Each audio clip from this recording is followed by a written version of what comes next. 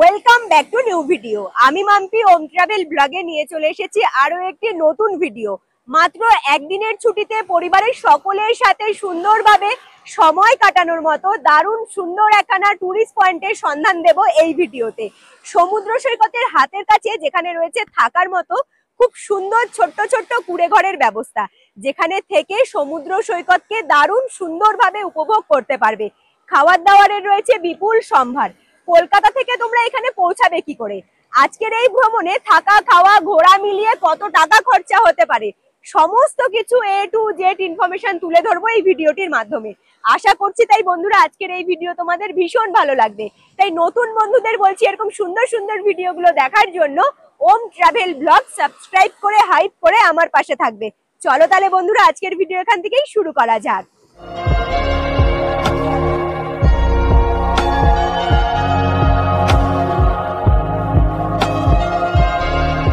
Good morning বন্ধুরা, আবারও একটা নতুন জার্নি পথের উদ্দেশ্যে সোজা বাড়ি থেকে রেডি হয়ে চলে এসেছি আমি কিন্তু শিয়ালদা স্টেশনে। এখন এই মুহূর্তে দাঁড়িয়ে রয়েছি শিয়ালদা স্টেশনের দক্ষিণ শাখার 18 নম্বর প্ল্যাটফর্মে। ঘড়ির কাঁটায় এখন বাজে ভোর 5টা 10। তবে বন্ধুরা আজকে শিয়ালদা স্টেশনের দক্ষিণ শাখা থেকে আমি ধরবো কিন্তু নামখানা লোকাল ট্রেন, আর 18 নম্বর প্ল্যাটফর্মের ট্র্যাকে নামখানা লোকাল ট্রেন দিয়েছে। শিয়ালদা স্টেশন থেকে নামখানা পৌঁছাতে মাথা পিছু ভাড়া লেগেছে কিন্তু মাত্র 25 টাকা করে। সময় নষ্ট করবো না, ট্রেন ছাড়ার প্রায় সময় হয়েই এসেছে, তাই সোজা ট্রেনে উঠে পড়বো। শিয়ালদা স্টেশন থেকে একদম সঠিক সময় ট্রেন ছেড়ে রওনা দিল তার গন্তব্যস্থলে পৌঁছানোর জন্য। আজকের জার্নিতে দুই ছেলেই আমার সাথে রয়েছে। তারপরে আবার লোকাল ট্রেন ধরে জার্নি করা, তাই একটু ভোরবেলার দিকেই আমি ট্রেন ধরেছিলাম, যাতে বেশ আরামদায়কভাবে সিটে বসে জার্নিটা কমপ্লিট করতে পারি। ভোরবেলা 5টা20 পরে সকাল 7টা14 এবং সকাল 9টা16তে শিয়ালদা স্টেশন থেকে সরাসরি নামখানা স্টেশন পৌঁছানোর জন্য ট্রেন রয়েছে। শিয়ালদা স্টেশন থেকে নামখানা স্টেশন পৌঁছাতে সময় লাগে 2 ঘন্টা 35 মিনিট এবং মাঝখানে স্টেশন পড়বে 32টি। ঘড়ির কাঁটায় বাজে এখন ঠিক সকাল 8টা10, আর আমি এইমাত্র পৌঁছালাম নামখানা স্টেশনে। নামখানা স্টেশনের 1 নম্বর প্ল্যাটফর্মে ট্রেন এসে দাঁড়িয়েছিল, ট্রেন থেকে কিন্তু আমিও নেমে পড়েছি, আর 1 নম্বর প্ল্যাটফর্ম দিয়েই এখন নামখানা স্টেশনের মেন গেটের কাছে চলে যাব। আর এই হলো নামখানা স্টেশনের মেন গেট। ছোট্ট একখানা স্টেশন হলেও ভীষণ সুন্দর করে সাজানো গোছানো। বহুবার বহু ভিডিওর মাধ্যমে নামখানা স্টেশন আমি তুলে ধরেছি। নামখানা স্টেশন চত্বর থেকে বাইরের দিকে বেরিয়ে আসলে পরে তোমরা কিন্তু একদম ঠিক সামনের দিকে দেখতে পারবে একখানা টোটো স্ট্যান্ড। এই টোটো স্ট্যান্ড থেকেও তোমরা কিন্তু গাড়ি ধরতে পারো। তবে বন্ধুরা নামখানা স্টেশন থেকে এখন আমাকে সবার প্রথমে পৌঁছাতে হবে পাতিবুনিয়া ঘাটে। তবে পাতিবুনিয়া ঘাটে আমি কিভাবে পৌঁছাবো, এই টোটো স্ট্যান্ড থেকে যদি তোমরা টোটো ধরো রিজার্ভ করলে কিন্তু 250 টাকা খরচা পড়বে। আমি এখান থেকে কোনো রকম টোটো রিজার্ভ করিনি, তাই আমি সামনের দিকে এই রাস্তাটা ধরে কিন্তু সোজা মেন রোডের কাছে চলে যাব। মেন রোড থেকে আমি পাতিবুনিয়া ঘাটে যাওয়ার জন্য গাড়িটা ধরবো।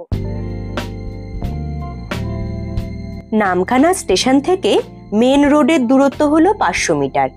মেন রোডের কাছে আসলে পরে অটো, টোটো, পাবলিক বাস এবং সরকারি বাসের ব্যবস্থা পেয়ে যাবে।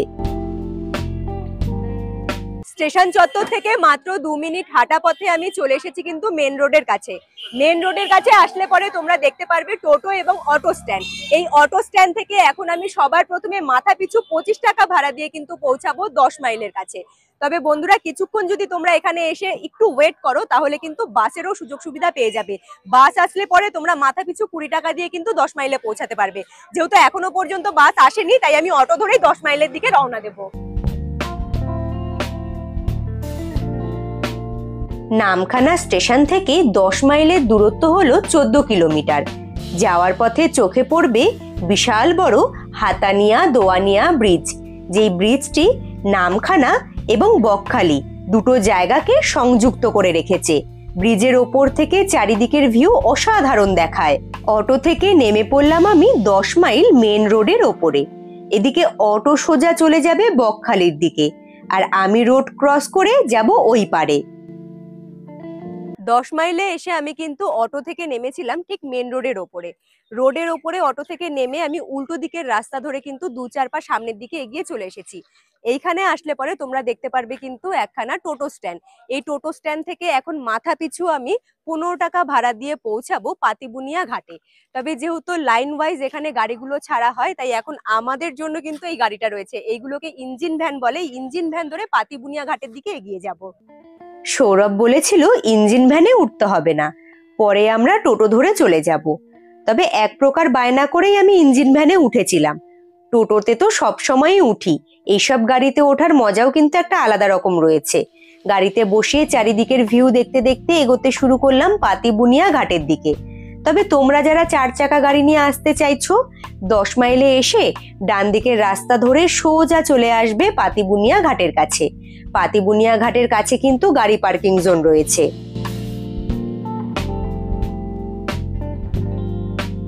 ইঞ্জিন ভ্যান থেকে নেমেছি আমি পাতিবুনিয়া ঘাটে। পাতিবুনিয়া ঘাটের একদম পাড়ে আসার সাথে সাথেই দেখলাম কিন্তু নৌকোও দাঁড়িয়ে রয়েছে। এই নৌকো ধরে এখন কিন্তু বন্ধুরা আমি পাতিবুনিয়া ঘাট থেকে চিনাই নদী পার করে সোজা পৌঁছাবো মৌসুনী দ্বীপে। তবে পাতিবুনিয়া ঘাট থেকে তোমরা কিন্তু মোটামুটি 10-15 মিনিট পর পরই এরকম ছোট্ট ছোট্ট নৌকোগুলো পেয়ে যাবে ওপারে যাওয়ার জন্য। চারিদিকের ভিউ কিন্তু ভীষণ সুন্দর, আর আমাকে দেখে বুঝতেই পারছো যে কতটা জোরে এখানে হাওয়া হচ্ছে। দারুণ লাগছে, এটা কিন্তু একটা অ্যাডভেঞ্চার তোমরা বলতেই পারো। চলো নৌকো ধরে এবারে সোজা চলে যাই আমরা মৌসুনী দ্বীপের দিকে।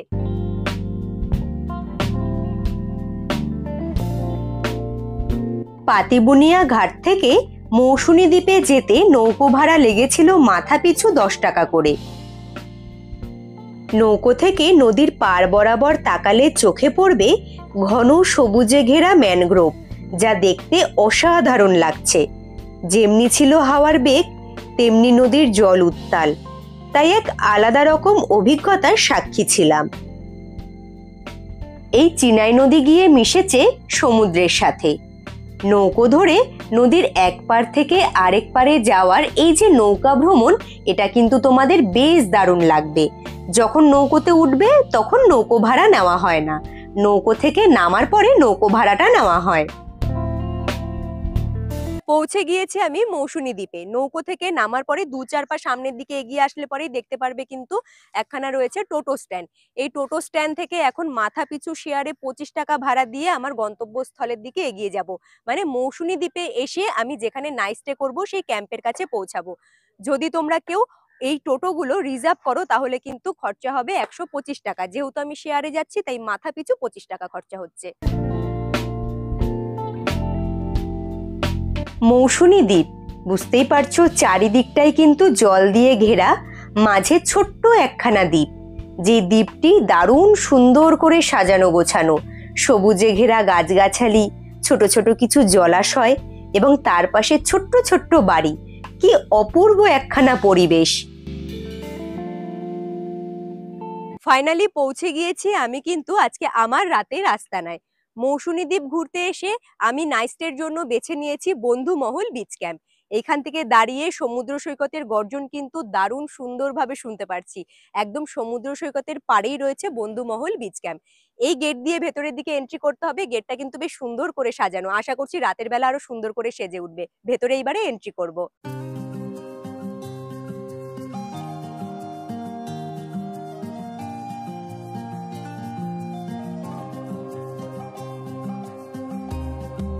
বন্ধুমহল বিচ ক্যাম্পের ভেতরে আমি কিন্তু এন্ট্রি করেছি। ক্যাম্পটা এত সুন্দর করে সাজানো গোছানো, দেখে মনে হচ্ছে ভরপুর একখানা ছোট্ট বাগানের মাঝখানে আমরা নাইট স্টে করতে পারবো। আর এখানে কিন্তু অনেকগুলো কটেজের ব্যবস্থা রয়েছে, তার সাথে বন্ধুরা পরপর কিন্তু অনেকগুলো টেন্টেরও ব্যবস্থা রয়েছে। চারিদিকে বিভিন্ন ধরনের গাছগাছালি দিয়ে দারুণ করে সাজানো। আমি শুধু ভাবছি দিনের বেলা এত সুন্দর লাগছে, যখন সন্ধ্যের পর থেকে চারিদিকটা আলো দিয়ে সেজে উঠবে তখন কতটা ভালো লাগবে। যেহেতু অনেকটা বড় প্রপার্টি তো, তাই চারিদিকটা খুব সুন্দর করে সাজানো হয়েছে, দেখতে বেশ ভালো লাগছে।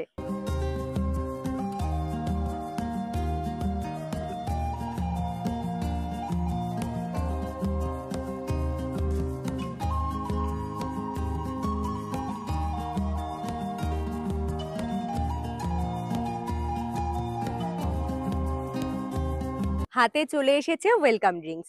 এইদিকে কিন্তু স্টাফ দাদা রুমটা রেডি করছে, ততক্ষণ এখানে বসে ডাবের জল খেয়ে গলাটা ভিজিয়ে নেব।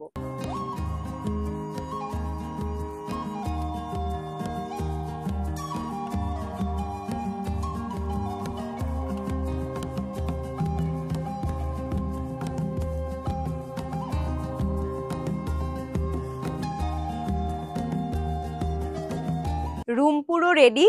আর তোমরা চাইলে কিন্তু খুব কম টাকা খরচা করে টেন্টেও থাকতে পারো।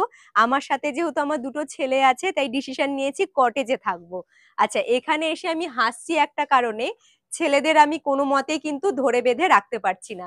আমি যেদিকে রুম নিয়ে আছি এদিকে কিন্তু পরপর অনেকগুলো রুমের ব্যবস্থা রয়েছে। আর এখানে দেখো খুব সুন্দর কিন্তু একখানা ঝোলানো দোলনা দেখা যাচ্ছে। আমার ছেলে গিয়ে কিন্তু একাই বসে পড়েছে। রুমটা এখানে আমি নিয়েছি 5 নাম্বার রুমটা। বেশ সুন্দর করে সাজানো গোছানো, বড় একখানা বেড রয়েছে, দুটো বালিশ, আর এই সাইডে রয়েছে ছোট্ট একখানা টি টেবিল, একটা টাওয়াল, চিরুনি, শ্যাম্পু, ছোট একখানা সাবান আছে। এই সাইডে জানলার ব্যবস্থা, এখানে রয়েছে সুইচ বোর্ড, লাইট, পাখা সমস্ত কিছু দিয়ে রুমটা তো সাজানো। আচ্ছা, এখানে দেখো একখানা কিন্তু টেবিল ফ্যানও রয়েছে, রয়েছে এসির ব্যবস্থা। যারা এসি রুম নিতে চাইছো না তারা কিন্তু নন এসি রুম করেও নিতে পারবে। বেডের পাশে এখানে একখানা সুইচ বোর্ডের ব্যবস্থা, রুমের ভেতরে রয়েছে একটা ডাস্টবিন। এবারে ওয়াশরুমটা দেখাবো। ওয়াশরুমটা ছোটর মধ্যে খুবই পরিষ্কার পরিচ্ছন্ন। এখানে ওয়েস্টার্ন টয়লেটের ব্যবস্থা রয়েছে, মগ, জামা কাপড় ঝোলানোর জন্য একখানা হ্যাঙ্গার, বালতি, মগ সমস্ত কিছুই কিন্তু রয়েছে। এবার একটু ছেলের কাছে যাব। একা একা কিভাবে ওখানে বসে দোল খাচ্ছে, মানে ওরা এতটা খুশি এখানে এসে। আমি কিন্তু ভেবেছিলাম এই সময় মৌসুমী আইল্যান্ড ঘুরতে আসবো না, কিন্তু শুধুমাত্র ছেলেদের কথা মাথায় রেখে সৌরভ বারবার করেই বলছে যে একটা দিন হাতে ছুটি রয়েছে, চলো খুব সুন্দরভাবে সময় কাটাবো নিজেদের মধ্যে, তাই কিন্তু মৌসুমী আইল্যান্ডে আসা। হাতে মাত্র একটা দিনের ছুটি, ভাবছো সুন্দর কোনো এক জায়গা থেকে ঘুরে আসলে বেশ ভালো হতো। তাহলে আর দেরি কিসের, ঝটপট করে আমাকে ফলো করে এখানে চলে আসো। নৌকা ভ্রমণ, খাওয়া দাওয়া, মজা করা, সমুদ্র সৈকতে স্নান করা, যেন ভরপুর একখানা প্যাকেজ। বন্ধুমহল বিচ ক্যাম্পের ভেতরে খুব সুন্দর কিন্তু খড়ের ছাউনি দেওয়া ছোট্ট ছোট্ট কুড়ে ঘরের ব্যবস্থা রয়েছে। এদিকে কিন্তু এই কটেজগুলো দারুণ সুন্দর করে সাজানো, একটু দেখো। আচ্ছা, এইদিকে রুমগুলো কিন্তু নন এসি রুমের ব্যবস্থা রয়েছে।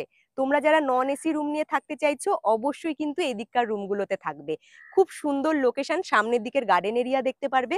যেহেতু আমি এসি রুমটা নিয়ে আছি তাই আমাকে সামনের দিকের কটেজে থাকতে হয়েছে।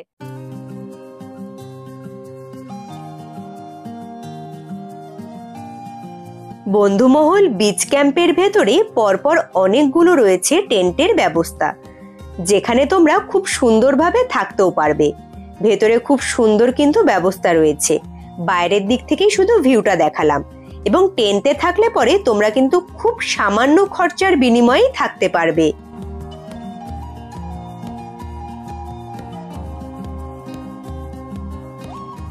ক্যাম্পের ভেতরে চারিদিকে রয়েছে প্রচুর ঝাউ গাছ, যে গাছগুলো বন্ধুমহল বিচ ক্যাম্পকে আরো সুন্দর করে তুলেছে।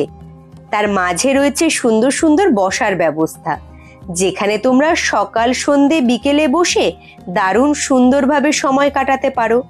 আসলে আমি একটু প্রকৃতি প্রেমী, যেখানে একটু বেশি গাছগাছালি দেখতে পাই সেই জায়গাটার একদম প্রেমে পড়ে যাই।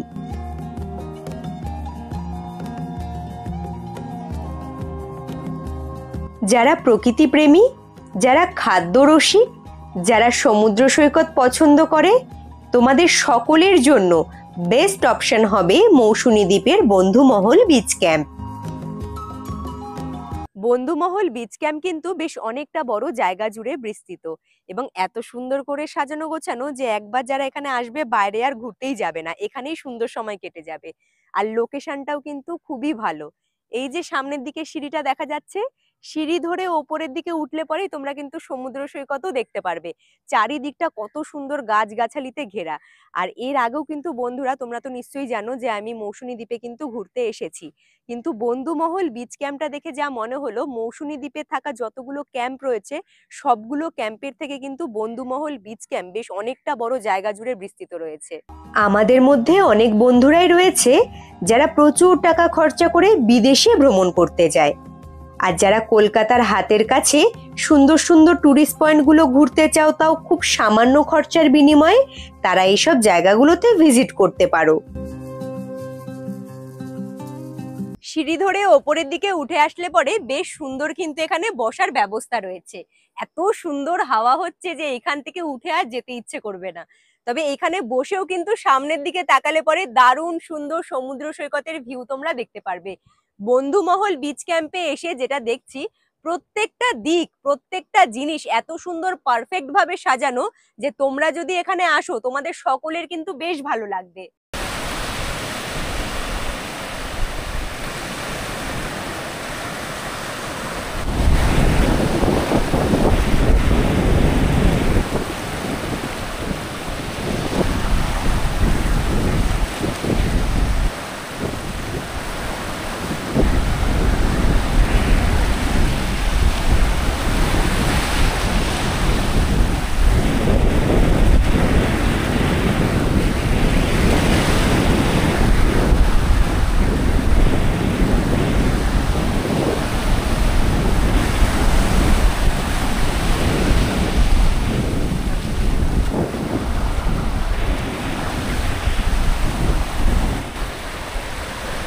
সমুদ্র সৈকতে যাওয়া আসা করার জন্য এখানে দেখা যাচ্ছে দেখো একটা হলুদ রঙের গেট। এই গেটটা কিন্তু আমি যে ক্যাম্পে স্টে করেছি সেই ক্যাম্পেরই গেট। সমুদ্র সৈকতে যাওয়া আসা করতে হলে তোমাদের এই গেটটা ব্যবহার করতে হবে। এই দিকের একটু ভিউটা আমি দেখাচ্ছি। সেই উঁচু এরিয়ার মধ্যে ছোট্ট ছোট্ট ঘরগুলোর সামনে একটি করে কিন্তু নৌকো রাখা রয়েছে, এত সুন্দর লাগছে দেখতে। আর এই দিকের ভিউটা একটু দেখো বন্ধুরা, জলের ঢেউ কিন্তু বেশ ভালো, মানে প্রচুর জলের ঢেউ রয়েছে। তার সাথে এই দিকে একটু দেখাবো, নৌকোগুলো জলের ওপরে, মানে সমুদ্র সৈকতে আছে কিন্তু জলের ঢেউতে যখন নড়াচড়া করছে এত সুন্দর লাগছে দেখতে, কি বলবো। আর জল দেখেছে মানে আমার ছেলেদের তো আমি আটকে ধরে রাখতে পারবো না। সমুদ্র সৈকতে এসেই ছেলের দুটোর বায়না যে মা জলে নামবো। আমি বললাম জলে নামতে পারবে কিন্তু অল্প জলে থাকতে হবে। ওরা তাই ওদের মতো কিন্তু এখানে মজা করছে। আর তোমরা আমার গলার আওয়াজ শুনে বুঝতেই পারছো যে গলার পরিস্থিতি একদম ঠিক নেই। এই সদ্য মথুরা বৃন্দাবন ভ্রমণ করে বাড়ি ফিরেছি। আর মথুরা বৃন্দাবনে কিন্তু প্রায় ঠান্ডা পড়েই গেছে। কলকাতাতে তো সেইভাবে আর ঠান্ডা পড়েনি, ঠান্ডা গরমের জন্য শরীরটা একটু অসুস্থ রয়েছে। বেশ কিছুক্ষণ এখানে একটু মজা করব ছেলেদের সাথে, অল্প জলেই থাকবো, বেশি জলে যাব না, তারপরে আবার ক্যাম্পের দিকে ব্যাক করব। এইবারে যদি আমার দুই ছেলের কথা বলি, ওরা যে কতটা সমুদ্র প্রেমী ওদের দেখে তোমরা নিশ্চয়ই বুঝতে পারছো। জল দেখে একদম ভয় পায় না। নৌকো করে যখন আসছিলাম তখনও প্রচুর মজা করেছে। আর দুই ভাইয়ের মধ্যে কিন্তু মাঝে মধ্যে একটু ঠুনোঠুনি হয়, যেহেতু মা বাবা কেউ জলে নামবে না তাই দুই ভাই দুজনের সাথী হয়েছে।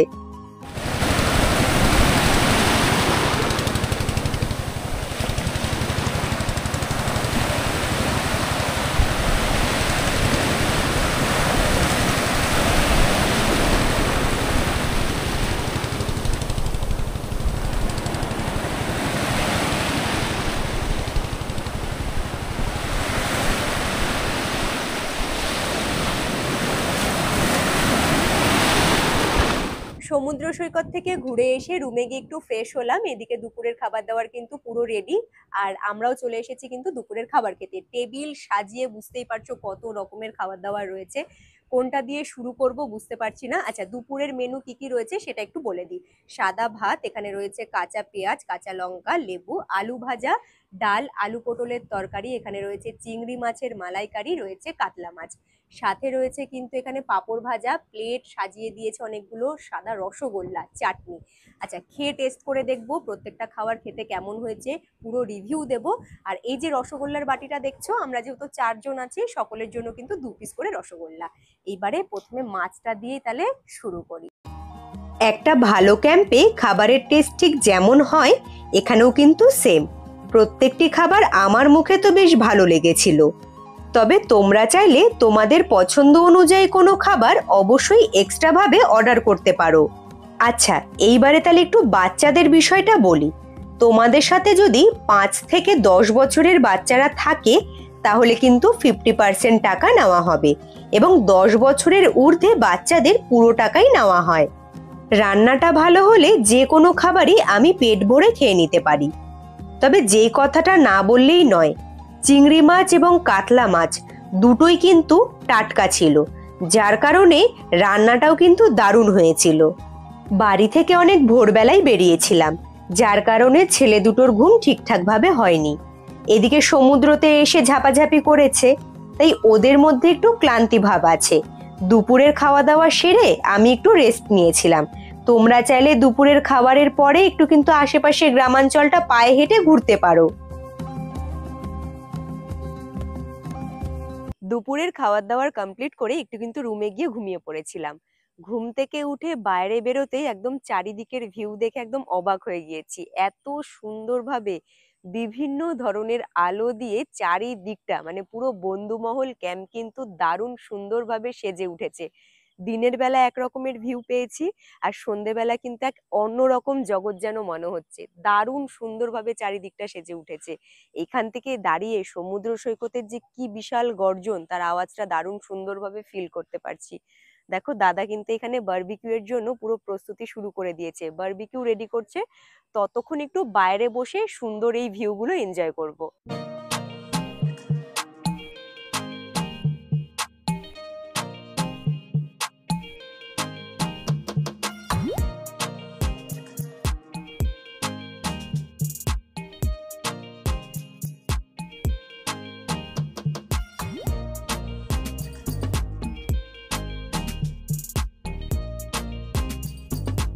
রিশু আর ওম ওরা দুজনেই কিন্তু বারবিকিউ, চিকেন পকোড়া এসব ভীষণ পছন্দ করে, যার কারণে ওদের কথা মাথায় রেখে এক্সট্রা ভাবে আমি চিকেন বারবিকিউটা অর্ডার করেছিলাম।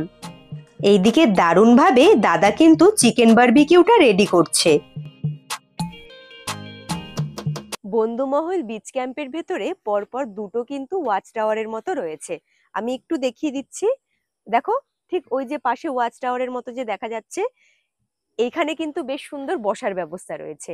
সন্ধ্যের পর থেকে কিংবা বিকেলের পর থেকে তোমরা কিন্তু পরিবারের সকলের সাথে কিংবা বন্ধুদের সাথে এই জায়গাতে বসে দারুণ সুন্দরভাবে সময় কাটাতে পারো। আর এই দিকের ভিউটা দেখো, সকালবেলা যে রাস্তাটা ধরে আমরা সমুদ্র সৈকতের দিকে গেছিলাম, সেই সিঁড়িটাও কিন্তু দারুণ সুন্দরভাবে আলো দিয়ে সাজানো হয়েছে। দেখতে কি দারুণ লাগছে।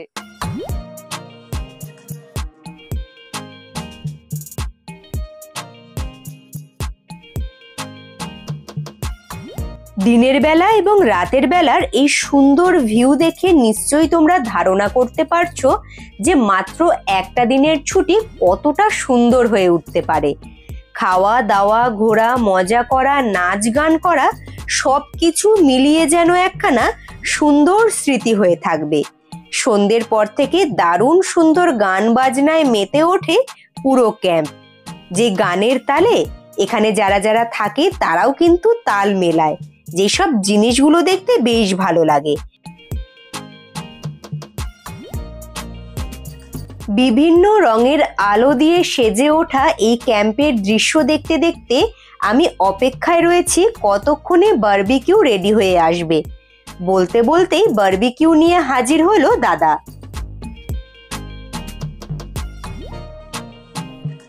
বারবিকিউ কিন্তু পুরো রেডি, সুন্দরভাবে প্লেটের মধ্যে সার্ভ করে স্টাফ দাদা কিন্তু আমার হাতে দিয়ে গেল। এত সুন্দর একখানা স্মেল আসছে, দেখে মনে হচ্ছে খেতেও অসম্ভব সুন্দর হবে। ট্রাই করে দেখি খেতে কেমন হয়েছে। চিকেন বারবিকিউ আমি এক্সট্রা ভাবে অর্ডার করেছিলাম।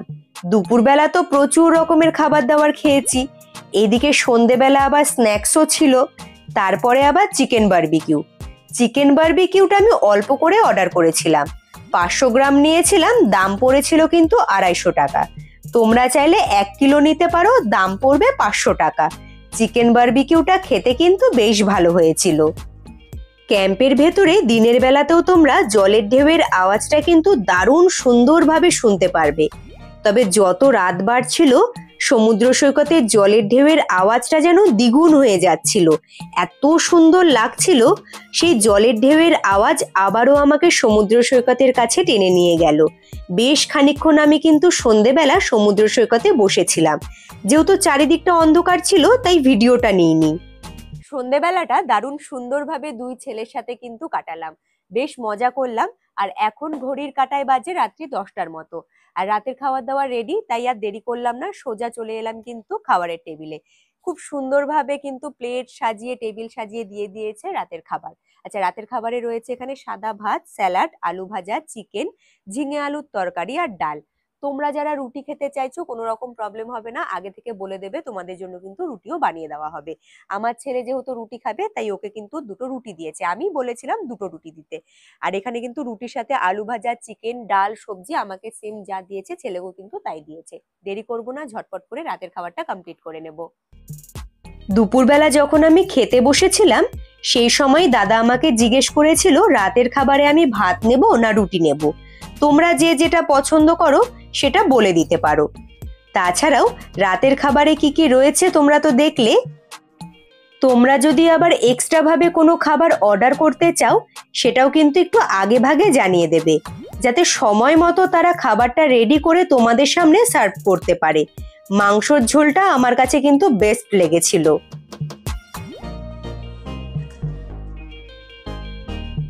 গুড মর্নিং বন্ধুরা। নেক্সট ডে সকাল সকাল ঘুম থেকে উঠেই হালকা একটু রেডি হয়ে চলে গিয়েছিলাম সমুদ্র সৈকতে।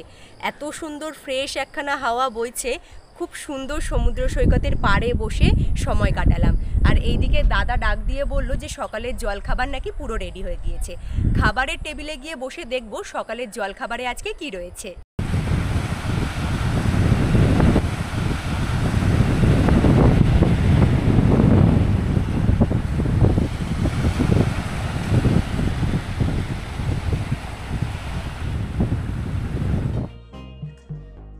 সকালের দিকে ওয়েদারটা একটু মেঘলা মেঘলা থাকার কারণে প্রকৃতি যেন এক আলাদা রূপ ধারণ করেছে।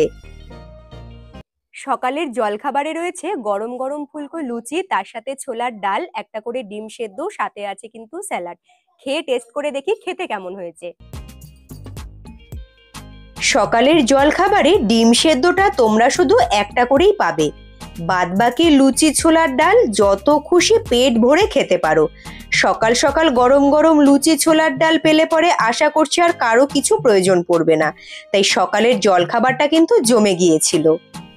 এইদিকে আমার দুষ্টু রিশু ডিম সেদ্ধ পছন্দ করে বলে দাদার ডিম সেদ্ধটাও নিয়ে নিয়েছে। ডাল দিয়ে লুচি না খেয়ে ডিম সেদ্ধ দিয়ে লুচি খাচ্ছে। ঘড়ির কাঁটায় এখন বাজে সকাল ঠিক 10টা। বন্ধুমহল বিচ ক্যাম্পে থাকলে পরে সকাল 10টার সময় চেক আউট করতে হবে। যারা টেন্টে থাকতে চাইছো তাদের কিন্তু থাকা খাওয়া মিলিয়ে মাথা পিছু খরচা হবে 1000 টাকা। টেন্টে থাকলে পরে তোমাদের ব্যবহার করতে হবে কমন ওয়াশরুম। এসি কটেজের পাশেই পরপর অনেকগুলো কিন্তু কমন ওয়াশরুমের ব্যবস্থা রয়েছে। যারা নন এসি রুমে থাকতে চাইছো থাকা খাওয়া মিলিয়ে মাথা পিছু খরচা হবে 1200 টাকা। এবং যারা এসি কটেজে থাকতে চাইছো থাকা খাওয়া মিলিয়ে মাথা পিছু খরচা হবে 1400 টাকা। এসি কটেজ এবং নন এসি কটেজের ভেতরে কিন্তু তোমরা খুব সুন্দর অ্যাটাচ ওয়াশরুমের ব্যবস্থা পেয়ে যাবে। তোমরা যদি বন্ধুমহল বিচ ক্যাম্পের কটেজ কিংবা টেন্ট বুক করতে চাও আগে থেকে, কন্ট্যাক্ট নাম্বারটা ভিডিও স্ক্রিনে এবং ডেসক্রিপশন বক্সে পেয়ে যাবে, সেখান থেকে কিন্তু নাম্বারটা তোমরা নিয়ে নিতে পারো। আজকের এই পুরো ভিডিওটি তোমাদের কেমন লাগলো তোমরা অবশ্যই আমাকে কমেন্ট করে জানাতে পারো। ভালো লাগলে পরে লাইক করে দিতে পারো। নতুন বন্ধুরা যারা ভিডিওগুলো দেখছো কিন্তু এখনো পর্যন্ত ওম ট্রাভেল ব্লগ সাবস্ক্রাইব করোনি, তারা চট জলদি করে ওম ট্রাভেল ব্লগ সাবস্ক্রাইব করে হাইপ করে আমার পাশে থাকতে পারো। যে সকল বন্ধুরা চ্যানেলটি সাবস্ক্রাইব করে হাইপ করে আমার পাশে রয়েছে তাদের অসংখ্য ধন্যবাদ। তারা এইভাবেই আমাকে সাপোর্ট করো, আমার পাশে থেকো। আজকের মতো তাহলে টাটা, দেখা হচ্ছে তোমাদের সাথে খুব তাড়াতাড়ি নেক্সট ভিডিওতে। তোমরা ভালো থেকো, সুস্থ থেকো, টাটা।